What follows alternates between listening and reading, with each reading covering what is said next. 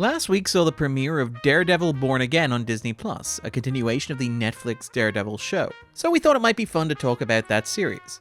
Born Again is one of the latest examples of Disney trying to cash in on nostalgia for work done on properties by outside studios, like for example the Fox X-Men nostalgia that permeates Deadpool and Wolverine, or the revival of X-Men the animated series, and arguably even the folding in of Tobey Maguire and Andrew Garfield into Spider-Man No Way Home. However, the Netflix shows represent an interesting challenge for Disney, as those gritty street-level shows shot primarily on location using largely practical effects, with copious amounts of violence and sex, exist very much at odds with the company's larger brand. So, this week, we're going to talk a little bit about how Born Again is kinda about that tension, both narratively and thematically. This will involve some spoilers for the first 2 episodes of Born Again, which premiered last week. So, you can bookmark and come back if you really want to go in blind. Wait, hold up. You're blind. Otherwise, join us as we talk about how the devil's in the details.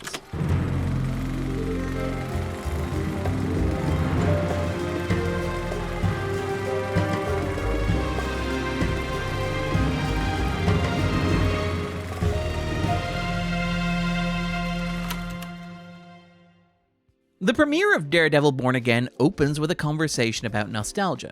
As Matt Murdock, Foggy Nelson, and Karen Page leave their office, they pause to reflect on the state of Hell's Kitchen. You know, Becky's Diner on 8th? Love that place. Closed. Turning it into a soul cycle. Later on, Matt arranges to have a cup of coffee with former crime lord Wilson Fisk. I miss Becky's Diner. Me too. Everything is change. It's possible to read this as a broader commentary on the gentrification of Hell's Kitchen. After all, Fisk's effort to gentrify the neighborhood were the driving force underpinning the first season of Netflix's Daredevil a decade ago. Part of what made that first season of Daredevil so special was that it was, quote, a superhero show about the evils of gentrification, end quote, as Fisk schemed to redevelop Hell's Kitchen to, quote, accommodate a larger, more affluent population. There was a sense when that first season premiered in April 2015 that the horse had already bolted. In real life, Hell's Kitchen was already gentrified. That same month, the New York Times ran a feature on how the neighborhood had already changed over the previous 3 decades. Even more than Matt's super sense or alien invaders, the most fantastical aspect of the Daredevil franchise is the insistence that Frank Miller's Fear City-era portrayal of New York is in any way applicable to modern-day Hell's Kitchen. Appropriately enough, Born Again takes place in a version of Hell's Kitchen that has already been completely gentrified. At one point, Matt introduces himself to Heather Glenn, a therapist and friend of his new law partner, Kristen McDuffie. So where are you from? 37th and 8th. Hell's Kitchen. Tough guy, huh? Not at all. You been to the kitchen lately? There's a real sense that Hell's Kitchen itself has been transformed from a boutique restaurant to a fancy franchise diner. Part of this effort to impose order and civilization on Hell's Kitchen is the suppression of the vigilantes who operate within its confines. Following the tragic murder of Foggy Nelson at the hands of professional assassin Benjamin Poindexter, also known as Bullseye, Matt gives up his secret life as the superhero Daredevil. Although there are whispers that he's still out there lurking in the darkness, it also seems like Frank Castle, also known as the Punisher, has gone dormant. This feeds into the broader sense that the gentrification of Hell's Kitchen and Born Again is less about the restructuring of the real-life neighborhood than it is a metaphor for the show itself. Born Again is the first season of Daredevil to be produced under Marvel Television as a subsidiary of Disney. The previous 3 seasons had all been produced for Netflix, along with the other franchises that made up the Defenders: The Punisher, Luke Cage, Jessica Jones, and Iron Fist, I think. For better and for worse, those shows had a very distinct aesthetic that distinguished them from the movies and television produced in-house by Marvel Studios. They were grounded and gritty, shot on location in New York City rather than on sound stages in Atlanta. They were not obsessed with comic book accuracy as an end unto itself. Most of their references to the larger cinematic universe tended to be opaque. They favored hoodies and leather jackets over brightly painted body armor. However, they also had the freedom to be about things, in ways that more conventional MCU projects were either unable or unwilling to be. As mentioned, Daredevil was about the soul of New York City being transformed by the wealthy elite displacing local residents. The first season of Jessica Jones was a very overt exploration of rape culture through its framing of its villainous Kilgrave. Luke Cage was steeped in blaxploitation. Iron Fist was there. As the MCU has arguably faltered in recent years, subject to criticisms that it has become too homogenous and too generic, the studio has turned to its acquisition of outside material as a potential lifeline. Deadpool and Wolverine was designed to capitalize on nostalgia for the X-Men franchise produced at Fox. It's unlikely to be coincidental that the disappointing box office results for the Marvels and Captain America Brave New World happen to coincide with rumors of nostalgic plans to revive the Netflix franchises. Born Again has had a troubled road to streaming. Marvel Studios originally hired Matt Corman and Chris Ord to manage their Daredevil revival, only to shut down midway through production and replace the pair with Dario Scartapane. Corman and Ord reportedly completed 6 episodes, which Scartapane insists were, quote, super solid. To get a sense of how fragmented the show is, Scartapane is credited as the writer of the first episode, while Corman and Ord are credited on its second. Scartapane, who had worked on The Punisher, seems to have been drafted in to make Born Again feel more like the Netflix streaming shows. By his own account, Scartapane's top priority was, quote, bringing up the themes and feelings that we loved from the old show in context. Given how heavily Marvel Studios have come to lean on nostalgia, this is not surprising. What is surprising is the extent to which Scartapane's script seems to be about the folly of such nostalgia. From its opening moments, Born Again finds its characters trapped between what came before and where they currently find themselves. I like to think that we have evolved. Reverence for the past, yet hope for the future. Oh, that is some next level closing argument BS right there. Ironically, despite this optimism, Foggy is dead by the end of this sequence.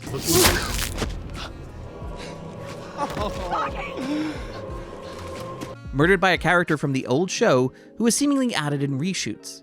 There is an uncanny valley quality to the nostalgia in Born Again. The show's 15-minute long cold open is steeped in nostalgia. You know Josie keeps a bottle of 20-year-old O'Melvinies behind the bar? What do you think about some new glasses?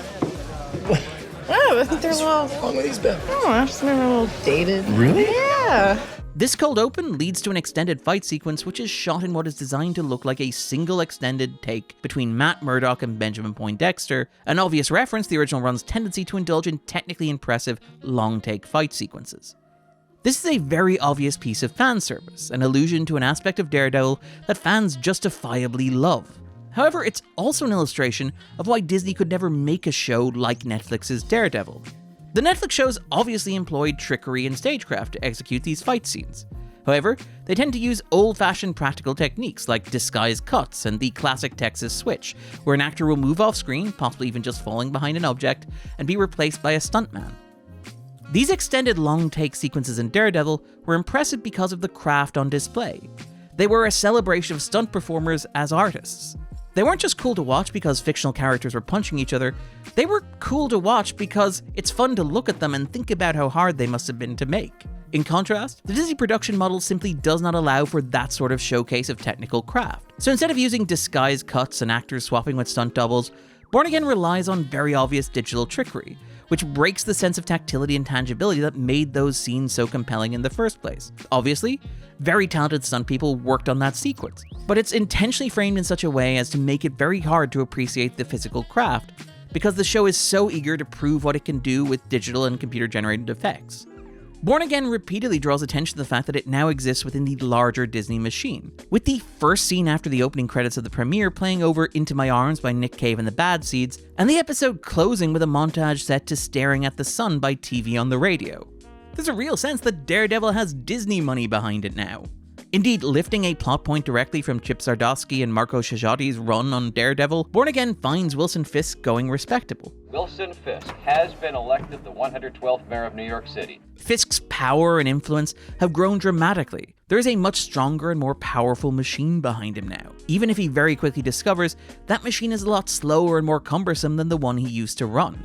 And right now, it's all about maintaining the status quo. Fisk's mayoral run is obviously here, as it was in the comics, an analog for Donald Trump. However, it's interesting that the baseball caps that Fisk's team wear are not the red baseball caps associated with Donald Trump, but instead the blue associated with the caps worn by Marvel Studios president Kevin Feige. To give the show some credit, there are smaller touches that seem genuinely nostalgic for the old Netflix model of production. We don't need a gun-toting vigilante who wears a skull on his chest, or a man who dresses in a spider outfit, or a guy who wears devil horns to save us. No.